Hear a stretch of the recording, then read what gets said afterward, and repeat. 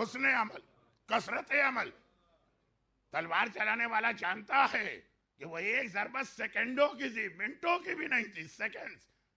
لیکن ثقلین کی عبادت سے افضل کیوں قرار پا رہی ہے؟ حسن عمل کی وجہ سے. اگرچہ علی کے پاس تو کثرت عمل بھی ہے، لیکن بات سمجھانا تھی. اب امام نے کہا فرق کیا ہے دونوں میں؟ فرق یہ ہے کثرت نام ہے اسی گنتی کا، اور حسن نام ہے کہ یہ عمل کس کے لیے کیا گیا. خلوص کے ساتھ 2 رکعت نماز اگر اللہ کے لیے پڑھی جائے تو وہ اس 1000 رکعت نماز سے بہتر ہے جس کا مقصد یا لوگوں کو دکھانا ہو، یا اپنے دل کو تسلی و تشفی دینا ہو، یا اپنے آپ کو متقی اور پرہیزگار قرار دلوانا ہو. یہ 2 رکعت نماز جو خالصتاً اللہ کے لیے پڑھی جائے، اس کی وجہ سے یہ میرا میسج نہیں کہ آپ واجب نمازیں کم کر دے گئے، 5 نہیں، صرف 2 پڑھوں گا اور بالکل ٹھیک ٹھاک پڑھوں گا. مہینے کے روزے نہیں رکھوں گا، صرف 1 روزہ الوداع کا رکھوں گا. ہے ہمارے یہاں بہت سے صرف جمعۃ الوداع کا روزہ رکھتے، وہ ان کا الوداع کا روزہ ان کا استقبال کا روزہ بھی ہوتا ہے. وہی پہلا روزہ ہوتا ہے رمضان کے استقبال کا، وہی آخری، اور کہے کہ بس یہ بہترین روزہ رکھوں گا. جو واجبات ہیں اس کی تعداد میں کمی کا اختیار کسی کو نہیں ہے، لیکن کثرتی عمل سے بہتر حسن عمل کن معنوں میں؟ اور یہ اسلام کا بہت بڑا اور بہت اہم مسئلہ اخلاص. عبادت میں خلوص پیدا کریں، اور خلوص کا مقصد یہ ہے کہ عبادت صرف اور صرف اور صرف اللہ کے لیے کی جائے. اور یہاں پہ میں نے حال ہی میں وہ مشہور واقعہ کم از کم 1 2 3 4 جگہ پڑھ کے آیا ہوں آج شب 24 محرم تک، یعنی 23 دنوں میں. اور اس واقعے کا خلاصہ اخلاص ہے، واقعے کا عنوان. لوگ آج کل یہ بہت پوچھتے ہیں کیونکہ دنیا کے حالات ایسے، مولانا کوئی دعا، کوئی وظیفہ، کوئی عمل. اب کسی کا مسئلہ صحت ہے، کسی کا مسئلہ روزی ہے، کسی کا مسئلہ گھریلو جھگڑے اور خاندان کے پرابلم ہے، کسی کا مسئلہ بیٹیوں کی شادی نہ ہونا ہے، کسی کا مسئلہ اولاد کی گمراہی. اب ایک خالی ایک لسٹ گنائی جائے تو 1 گھنٹہ کم ہے. ہر جگہ صاحب ایمان پریشان تو نظر آتے. پھر اس کے حوالے سے اسلام نے ایک سہارا ہمیں دیا، الدعا ترس المومن، مومن کی سپر اور ڈھال دعا. لیکن دعاؤں کے حد سے ہٹ کر ایک جملہ میں اکثر کہتا ہوں کہ سب سے بہترین دعا مجرب بھی ہے. ایک تو خالی کتاب میں لکھا ہے، ایک تجربہ شدہ، اس کا نتیجہ بھی دیکھا. سب سے بہترین دعا جو آپ کے ہر مسئلے کو حل کر سکتی. جان بوجھ کے میں نے اس وقت اپنی رفتار سلو کی، ان مومنین کرام کی محبت کی قدر کرتے ہوئے، جو بعد میں کہیں گے مولانا لگ رہا تھا کوئی اسٹروک آ رہا تھا ممبر پہ آپ کو. اس وقت میں نے جان بوجھ کے میں نے رفتار کم کی، ان کی محبت کی قدر. اور اگر یہ اسٹروک آ بھی جائے تو اب آپ سمجھیں گے مولانا جان بوجھ کے اس وقت اس طرح بول رہے ہیں، یہ میرا ہی نقصان ہے، شیر آیا. تو خلاصہ یہ ہے بہترین دعا. اگرچہ امام کے الفاظ کو تجربے سے گزارا ہی نہیں جاتا ہے، بغیر تجربے کے ہمیں پتا ہے کہ 100% وہ صحیح ہے، مگر پھر لوگوں کے مشاہدات وہ کیا ہے؟ وہ ایسی نیکی جو آپ نے صرف اللہ کے لیے کی. عمل کوئی دعا نہیں. یہ تسبیح لے کے آپ بیٹھ جائیے رات کے 12 بجے سے 3 بجے تک، اس کا میں مذاق نہیں اڑا رہا ہوں، وہ بھی ایک عمل. وہ ایک دعا پڑھیے، وہ بھی ایک عمل. وہ دعا ام سلمہ پڑھیے، وہ بھی ایک عمل، بہترین عمل. وہ نیکی جو آپ نے صرف اور صرف اور صرف اور صرف پروردگار عالم کے لیے کی ہے، جس میں کسی کو دکھانا، حتیٰ اپنا دل بھی اس کے اندر انوالو نہیں ہے. وہ مشہور واقعہ کہ قبر میں زندہ دفن ہو گئے لوگ، اور اس وجہ سے نکل کے آ گئے کہ انہوں نے ایسی نیکی کی تھی. جو بعض مفسرین نے اس آیت کی تفسیر میں لکھا ہے واقعہ، ام حسبت ان اصحاب الکہف والرقیم کانوا من آیاتنا عجبا. اصحاب کہف اور اصحاب رقیم اللہ کی نشانیاں. یہ وہ آیت ہے جو نو کے نیزہ پر میرے آقا نے بازار کوفہ میں تلاوت فرمائی. یہ آیت تو وہاں 2 الگ الگ چیزیں. ام حسبت، کیا تم گمان کرتے ہو، ان اصحاب الکہف غار والے، والرقیم اور رقیم والے. سوال یہ ہے کہ اصحاب کہف تو ہر ایک کو معلوم ہے، یہ رقیم والے کون؟ اب اس میں 8-10 مختلف اقوال، جن میں ایک قول یہ بھی، یہ وہ نوجوان تھا، یہ وہ نوجوان تھا جو کہہ رہا ہے کہ میں سردی کا موسم، انتہائی ٹھنڈی اور برفیلی ہوائیں چل رہی، سورج ڈوبنے کے بعد تو آدمی کلیجہ کانپنے لگتا ہے، بدن تھر تھر کر رہا۔ 1400 سال پرانا واقعہ نہیں ہے، 3000 سال پرانا، یہ پیغمبر سے بھی پہلے کا۔ آج کی طرح ہیٹنگ نہیں۔ میری طبیعت کی خرابی دیکھ کر جو یہاں ایک گرمی پیدا کی گئی ہے، ہال میں کوئی ہیٹر چلایا گیا، مجھے ایسا لگ رہا، تو یہ کوئی پرانے زمانے میں کوئی ہیٹر وغیرہ نہیں ہے۔ اور سردی میں کانپتا ہوا آج کا دن بڑا مصروف گزرا۔ فجر سے پہلے اٹھا اور عشاء کے بعد تک کاموں میں لگا رہا۔ اس زمانے میں مغرب کے بعد کوئی کام نہیں ہوتا ہے، سورج ڈوبا، اندھیرا چھایا، سارے کام بند، یہ الیکٹرک نہیں ہے، لائٹ نہیں ہے، اور میری طرح سے کچھ فضولیات والی باتیں بھی نہیں ہوتی ہیں۔ تو خلاصہ یہ ہے کہ اس ماحول میں بھی، یعنی 18 گھنٹے کا دن ہو گیا، تھکن کے مارے بری حالت، ایک کیفیت کے دل چاہے یہیں زمین پہ ڈھیر ہو جاؤ، لیکن سردی ہے تو بستر، گرم لحاف، گرم کمبل بھی چاہیے۔ گھر میں داخل ہوا، گھر والے سب سو چکے تھے، رات کے 11 بجے 12 بجے کون جاگے گا جب تک کہ اس کے گھر میں ڈش اینٹینا نہ لگی ہو، یا کیبل ٹیلی ویژن نہ ہو، یا انٹرنیٹ اور فیس بک اور ٹویٹر اور اس ٹائپ کے دوسرے دجال و شیطان نہ بیٹھے ہوں جنہیں بڑی پیار اور محبت سے بٹھایا جاتا۔ خیر، اب جب یہ نہ ہو تو 11 بجے کیا کرے گا؟ پرانے زمانے کا لائف اسٹائل 3000 سب گہری نہیں۔ چنانچہ میں بھی کانپتا ہوا وہ گرم گرم کمبل اور گرم لحاف کے چکر میں چل رہا ہوں۔ راستہ میرا تھا باپ کے کمرے سے ہو کر، بوڑھا باپ جسے میں نے اپنے کمرے کے برابر والا کمرہ دیا تاکہ اس کی دیکھ بھال ہوتی رہے۔ جیسے ہی میں وہاں سے گزرا، بڑے میاں نے کروٹ لی، آنکھیں کھول کے مجھے دیکھا، بیٹا تو آیا؟ اس وقت مجھے تازہ تازہ دودھ پینے کا دل چاہ رہا۔ بزرگوار تو فرمائش کر کے کروٹ بدل لی، لیکن ہمارے اور آپ کے لیے بزرگوار ہیں اس کے باپ ہیں، باپ، جس کو بہت مختصر کر کے ایک جملہ کہتا ہوں۔ ماں اور باپ کو آج کی دنیا میں اگر دیکھا جائے تو ان کو میں اکثر کہتا ہوں کہ ان کو رحمت کا ڈش اینٹینا سمجھیے۔ جس طرح ڈش اینٹینا کا کام ہے ہوا میں اڑنے والے 500 چینل کو کھینچ کے آپ کے گھر میں اتارے، باپ اور ماں کا کام یہ ہے کہ جتنی رحمت خدا آسمان میں ہے ان سب کو کھینچ کے آپ کے گھر میں لے کے آئے۔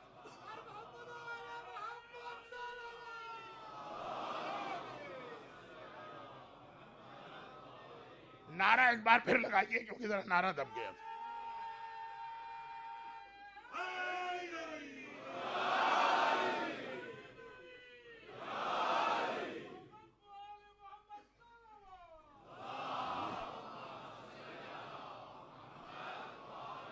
بھائی ہمیں تو قدر و قیمت ہی نہیں پتا والدین کی، وہاں کیا ہم سے تو ہماری بیوی نے آ کے شام کو کہہ دیا اپنی ماں کو سنبھالو، اب میرا اس کے ساتھ گزارا نہیں ہو رہا ہے، اور ہم نے جوتا اتار کے اس کو مارنا شروع کر دیا۔ ہمیں پتہ ہی نہیں کہ ماں کیا، ہمیں پتہ ہی نہیں کہ باپ کیا ہے، ہمیں پتہ ہی نہیں کہ خالی ان کا وجود کتنی رحمتیں اور برکتیں ہمارے گھر میں لے کے آ رہا۔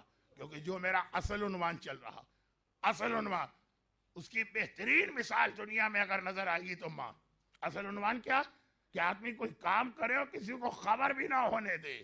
یہ ماں ہے جو پتہ نہیں رات کے 2 بجے کتنی دعائیں آپ کے لیے کرتی ہے اور آپ کو بتاتی بھی نہیں ہے کہ بیٹا میں نے رات کس طرح گزاری۔ ہمارے پاس لوگ آتے ہیں اور اچھی نیت والے، برے والے نہیں۔ مولانا ہم کربلا گئے تھے، ہم نے آپ کی طرف سے بھی امام کی خدمت میں سلام کیا۔ مولانا ممبرے پہ گئے تھے، ایک طواف ہم نے آپ کے لیے بھی کیا، اچھی نیت والے بھی۔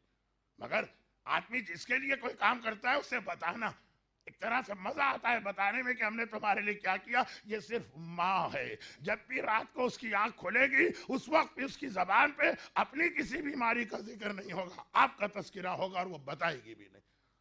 اتنا رحمت و برکت والا سبب ہے کہ اب اگلا جملہ مجھے واضح کرنے کی ضرورت ہی نہیں ہے، جملہ کہہ کے اپنے اصل عنوان پہ آ جاؤں۔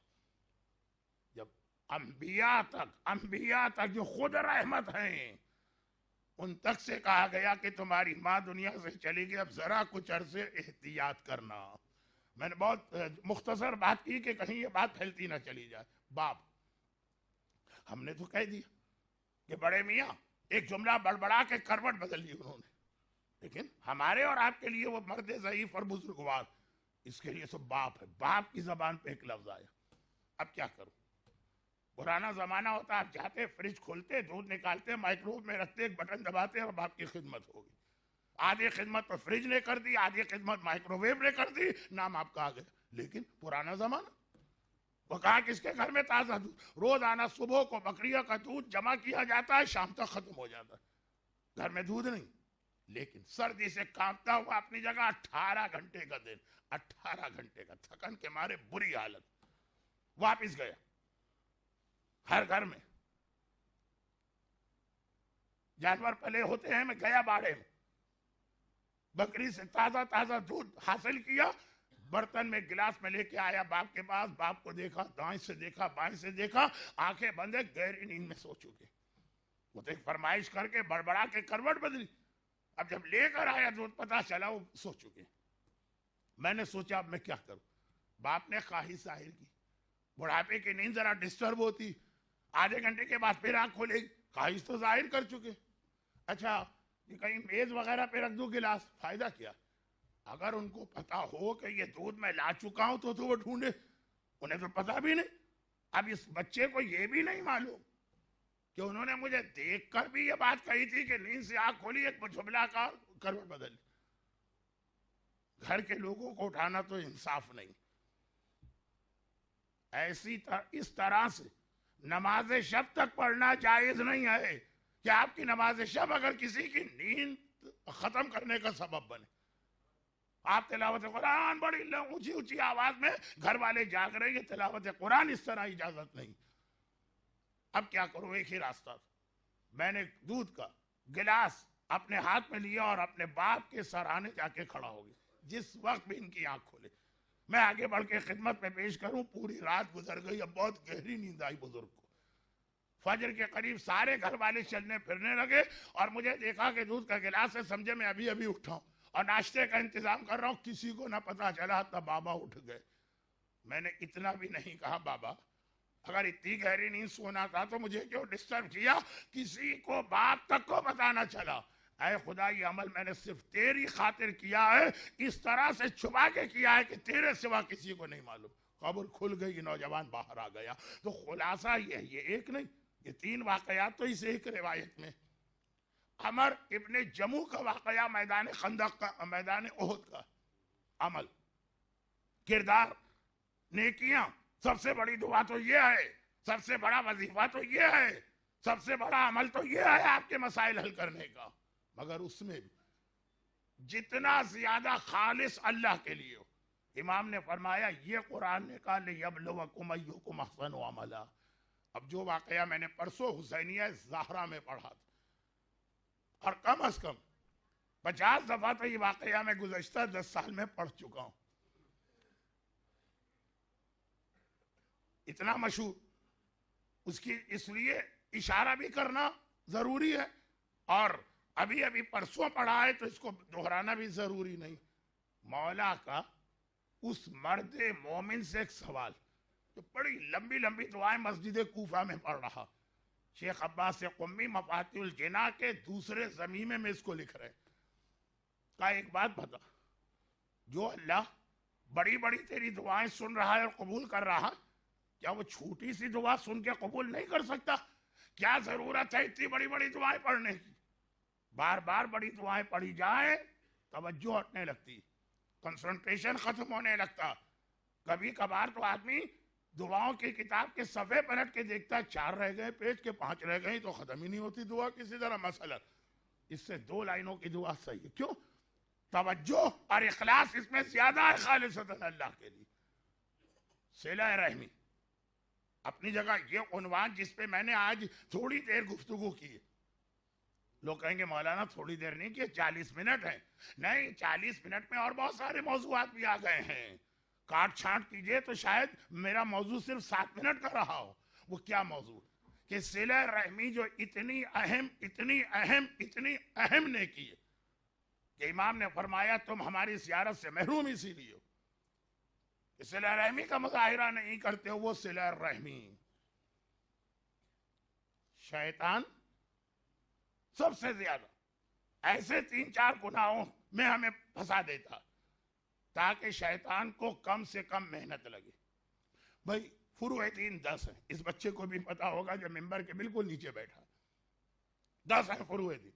वो नमाज से रोके, वो रोजे से रोके, वो हज से रोके, वो ज़कात से रोके, वो खुमुस से रोके, फिर सारी फहरिस्त खुद कंप्लीट कर लीजिए। उससे आसान ये नहीं, वो सिले रहमी से रोक दे, एक नेकी से रोक देगा। आप कहेंगे आसान क्यों? आसान इसलिए कि शहीद दस्तगैब शिराजी ने एक हदीस गुनाह ने कबीरा में कोट की है जो बहुत मशहूर हदीस, हर्रमल्लाहु रिहल जन्नह अला सलासा आकिल वालिदैन व कातिर रहीम। अल्लाह ने जन्नत तो बहुत बड़ी बात है, जन्नत की बात तो छोड़ो, जन्नत की खुशबू भी हराम कर दी है 3 गुनाहगारों पर। खुशबू जो उनकी नाक में भी आएगी जो जहन्नम में जाएंगे। लेकिन 3 गुनाहगार यानी इसका दूसरे अल्फाज में मतलब यह है कि जहन्नम के इतने नीचे वाले गड्ढे और खार में फेंके जाएंगे कि जन्नत की खुशबू जो 70,000 मील के फासले पे जाती, वो 3 गुनाहगार की नाक में ये भी नहीं जाएगी। आकिल वालिदैन वक़ातिर है, आकिल वालिदैन अला सलासा आकिल वालिदैन वक़ातिर है, रिश्तेदार से ताल्लुकात काट लेने वाला। शैतान को इससे दिलचस्पी नहीं है कि हम नमाज पढ़े कि ना पढ़े, उसका टारगेट क्या नहीं, उसका टारगेट है हमें जहन्नम भेजना। और ये कुरान की आयतें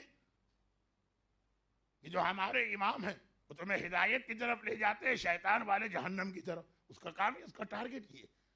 उसको इससे गरज नहीं है कि नमाज से रोक के हमें जहन्नम में ले जाए या नमाज पढ़वाए जैसे लश्कर यजीद, और अहले बैत पे जुल्म के जरिए किसी को जहन्नम में ले जाए। उसका टारगेट है हर इंसान को जहन्नम में पहुंचाना। वो खुल्लम खुल्ला खुदा से मुंह दर मुंह बात कर चुका। अब उसके लिए आसान नहीं कि हम नमाजों पे नमाजें पढ़े, रोजों पे रोजे रखें, सारे वाजिबात हज खुम्स जिहाद पूरा फुरुए दीन उस पे अमल करें, और आखिर में इतना बड़ा हमसे गुनाह करा रही है वालिदैन या कत्ल रहम। उसका काम आसान हो गया, असल तो बल्कि ज्यादा खुश होगा। नमाज छोड़ के जहन्नम में जाने वाले तो बहुत देखे, नमाजें पढ़ पढ़ के जहन्नम में जाने वाले अजीब मेरे हाथ में लगे।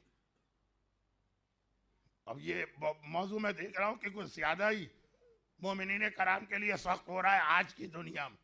कौन सी आज की दुनिया? 21वीं सदी नहीं, आखिरी जमाना। आखिरी जमाने के लिए जो मेरा कल का मौजू था, आखिरी जमाना और इमाम का शिकवा और इमाम की फरियाद, बज़ाहिर बात उससे आगे नहीं बढ़ी, वहीं पे बात रुकी है जहां कल थी। लेकिन मसला इतना अहम कि आज के जमाने में जब वाकई खून सफेद हो गया, औलाद वालिदैन पे तवज्जो नहीं देती, रिश्तेदार तो जरा दूर की बात माने जाते। लेकिन मसले की अहमियत वही रहेगी जो मैं अक्सर एक जुमला और कहता हूं, जिस दिन जन्नत बनी उसी दिन जन्नत के ऊपर बोर्ड लग गए, इसमें सब आ सकते हैं, वह इज्जती व जलाली। खुदा कहता है मेरी इज्जत और जलाल की कसम 8 गुनाहगार इसमें नहीं आएंगे, और उनमें एक है कातिल रहम। लेकिन इतना अहम मसला जो कल मैंने बताया कि इसके फवाइद जो रिवायतों में आए, रोजी में इजाफा होता, दुआ कबूल होती, शहर आबाद होते हैं। रिवायत शहर, हमारा घर या खाली अकेले हम नहीं, ऐसी ये नेकी है जिसके असरात फैलते शहर आबाद होते हैं, और कत्ल रहम से शहर उजड़ते हैं। शैतान ख्याल दिल में ये लेके आता कि हम क्या करें, हमारा रिश्तेदारी इतना नामाकूल है, हम तो भाई से ताल्लुकात रखना चाहते हैं, वो रखने को तैयार नहीं। तो बस जहन में रखिएगा कि अगर एहसान अमल समझ में आया तो वो भाई जिसके यहाँ आप गए, उसने फौरन आपके लिए चाय मंगवाई, ठंडा मंगवाया, कोई स्वीट मंगवाई, केक पेस्ट्री मंगवाई, आपको तली हुई चीजें पसंद है, समोसे तलवाए और स्प्रिंग रोल तलवाए। भूख लग रही होगी आपको, लेकिन बस ज्यादा देर इंतजार नहीं करना पड़ेगा। खुलासा यह कि सब ला के रखा, और आराम से खा के हाथों को धोते हुए मूंछों पे बल देते हुए आप बाहर निकले। इस रिश्तेदार से तो शायद इंतहाई नामाकूल आदमी भी ताल्लुकात कायम करे। وہ بھائی کی محبت لے کے نہ جائے گی، وہ کیک اور پیسٹری کی کشش لے کے جائے گی۔ کمال، عبادت، اصل مرحلہ تو اس بھائی سے تعلقات کو قائم کرنے کا اس کے گھر گئے، بس اس نے دھکے دے کے نہیں نکالا، لات مار کے نہیں نکالا، لیکن انداز بات چیت کا، دیکھنے کا، بیٹھنے کا، بٹھانے کا، وہ سب ایسا تھا۔ You are not welcomed here. لیکن بہرحال اب یہ ہے کہ بالکل دھکے ایسے بھی ہیں کہ جو دھکے دے کے نکالتے ہیں، لیکن میں اس ایکسٹریم تک نہیں جا رہا۔ اس کے یہاں اگر آپ اگلے مہینے پھر پلٹ کے گئے، گالیاں کھانے کون جاتا ہے؟ برا بھلا سننے کون جاتا ہے؟ وہی جاتا ہے جو صرف اللہ کی خاطر جا رہا ہو، اس کی کیک و پیسٹری کی خاطر نہیں جا رہا۔ یہ زیادہ بڑی عبادت، یہ زیادہ بڑی نیکی ہے۔ یہ ذہن میں رکھیے گا کہ جسے ہم بہانہ سمجھ رہے ہیں رشتہ دار کا حق ادا کرنے سے، وہی چیز تو سب سے زیادہ ہمیں ثواب اور اجر دلا کے امام کے قریب کر رہی ہے، اتنا قریب کر رہی ہے کہ امام ہر ایک سے غیبت میں ہے، ہمیں اپنے چہرے کی زیارت کرائیں گے۔ یہ وہ جملہ تھا جو کل یہاں تک بات پہنچی۔